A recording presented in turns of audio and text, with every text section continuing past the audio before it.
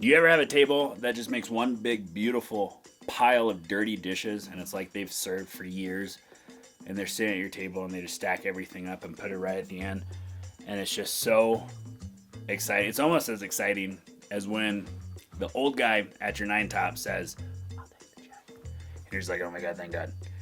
One person. I'm so used to pre-bussing that I've actually had my hands smacked by old ladies before. And that's when, in my 9th year of serving, I learned that some people don't like having their plates removed until everyone's done eating. She was like, "I'd like for you to wait for my daughter to finish eating, please." I was like, okay. That was the first time for me. 9 years into serving. Now I always get scared I'm just going to get bit.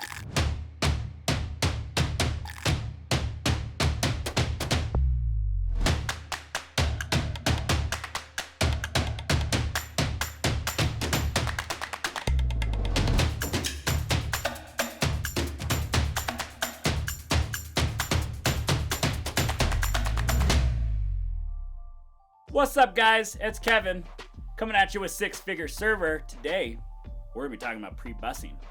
Now, most servers and bartenders do a pretty decent job of pre-bussing, but that's only because they were showed and trained how to do it. Of course, we still have those unconscious servers that don't really know what pre-bussing actually is. But today, we're going to be talking about what the actual effects are and how pre-bussing can actually change the experience for your guest. So number one is guest comfort, right? We want our guests to be comfortable at our tables. When they're comfortable, they also tip better. I like to think of my section as my home, right? When I have guests come over, except for Zach and Jess when they're filming in my basement, do you usually leave your home messy when you have guests come over? Maybe, sometimes. But typically, you keep it nice and clean, right? And so that's the same with your table. That table is your section. It's your responsibility. So you got to keep it clean. That's how you keep them comfortable. Let me demonstrate here. I have my trusty Expo markers. I got 3 colors, and I even have a 4th color that's even thinner. So we're going to have a lot of fun with this. I'm going to use the blue. And I'm going to demonstrate what a typical table looks like. Right? So let's say at dinner, let's just say we're finishing up dinner. So there's just, oh cool, I can use the green one. There's just little specks of like, that literally doesn't even look like a different color. Whatever. You got little specks of food over here, and you got little over here, and then I don't know what, I guess eggplant. They could add eggplant parm, but that's purple. So you have some food over there. They're just finishing up. Let's say they're about 3/4 of the way through. Now, purple is their drink. I think that's too small. I think drink's gonna be more like that. Okay, it's just a weird looking cup. Restaurants have weird looking cups, not a big deal. I'm gonna clean that up a little bit. All right. Orange is my napkin. So I got my napkin over here. And then I got, like my fork and knife and utensils and junk all over the place, right? So this is how my table is usually set up. So I got my napkin over here. I got my plate of food. This is not to proportion, so just don't judge me on my drawing artistic skills. But I did use multiple colors, so I get a point for that. I also love whiteboards. I'm comfortable because this is my dinner and I'm eating, right? Let's say I'm done. Let's say I finished. Right? We got some of this food gone away, blah, blah, blah, blah, blah. And now my napkin has moved from over here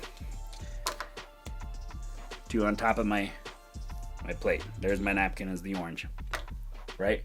So clearly I'm done with my food and I'm sitting here, and now I'm not as comfortable because now I don't need that anymore, right? So we want to help them be comfortable.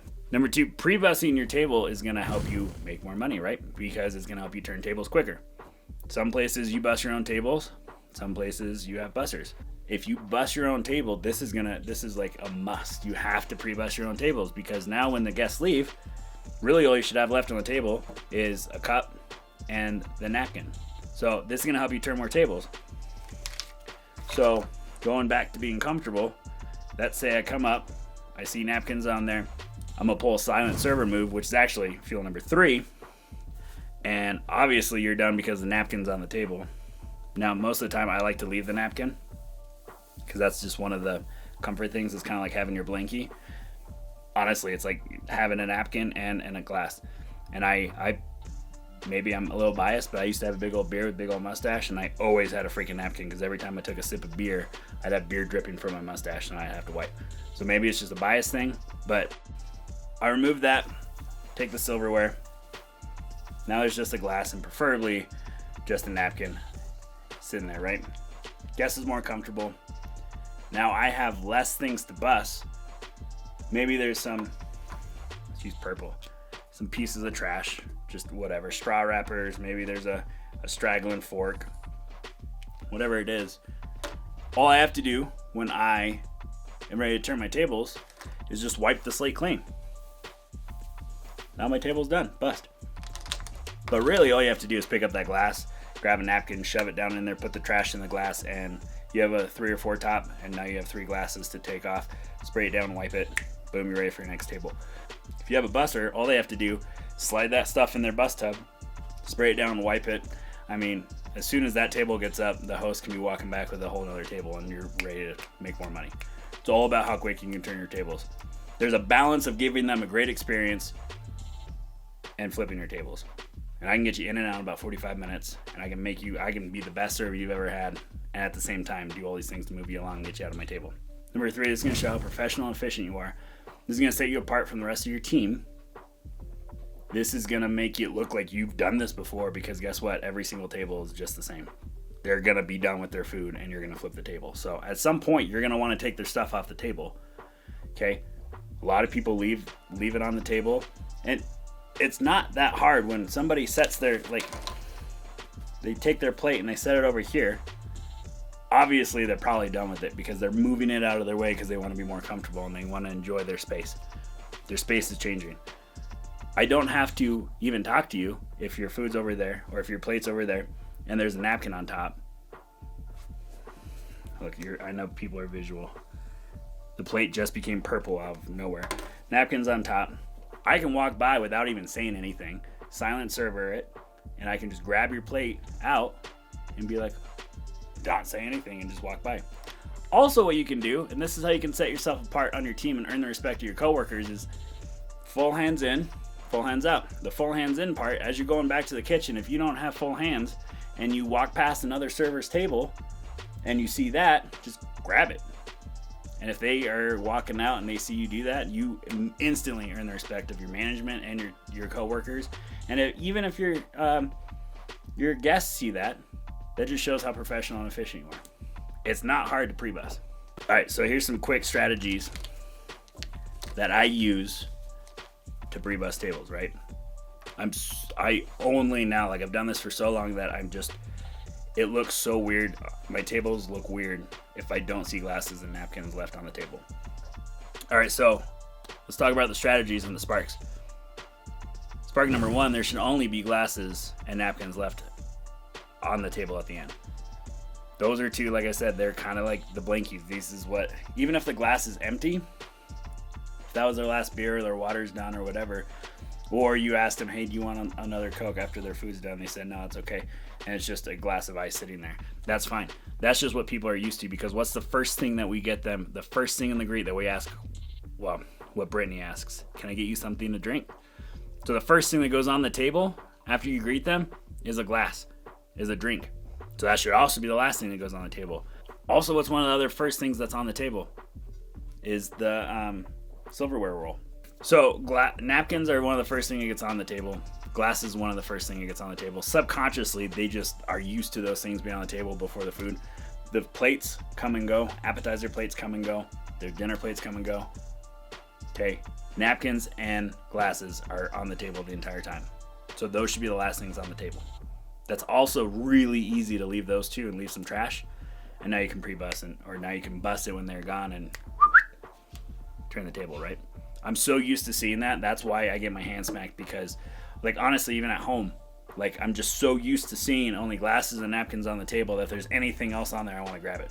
Spark number 2, like I talked about, when you're going in to the kitchen, grab something. Or if you're dropping off food at another server's table, you're running food, see what you can take, pre-bus their tables. Have this so ingrained in you as a server that just makes you look so professional and so good. And this is one of the quickest and easiest ways to earn the respect of your team. I'm serious. That should really just be the Ignite challenge, is just pre-bus everyone else's table and see how quick people change their attitude towards you. It totally changes their attitude. So get in the habit of looking for that stuff and being the silent server. What can I grab off your table? If nothing, move on to the next one. As I'm walking back to the kitchen, what can I grab off the table? As I'm dropping off food, what can I grab off your table? It's a great opportunity to practice being the silent server. It's so easy, and this is kind of like, I don't know, the level 1 of being the silent server, because if the plate's over here with a napkin on it, it's pretty obvious that they're done, and you can just take it without asking them and interrupting them. If you just dropped off another beer and this glass is empty, or you dropped off another Coke or soda and now there's straws in the new glass, you can bet that they don't want the old glass. And you can reach for it and grab it while they're mid-conversation without saying anything, and they don't even have to know that you were there. One of my favorite things to do is drop off the new beer. They get 4 beers in, and Nancy's over here just talking to her friend. And I like to just, she got her old beer right here that she finished, and she just reordered, so I just, and she doesn't even notice, and then I grab the old one, and then she turns around and just full beer. That's like next level silent server shit right there. You want to be on that level, right? But if you're unsure if you can take the plates, because sometimes it's kind of hard to tell, or if they're still nibbling, there's lots of different ways you can say, you still finishing that? I was told, apparently, some feedback 10 years after I was serving, that you still working on that is not appropriate. It's up to you. It's casual. But you can say you're still enjoying your food. You're still nibbling.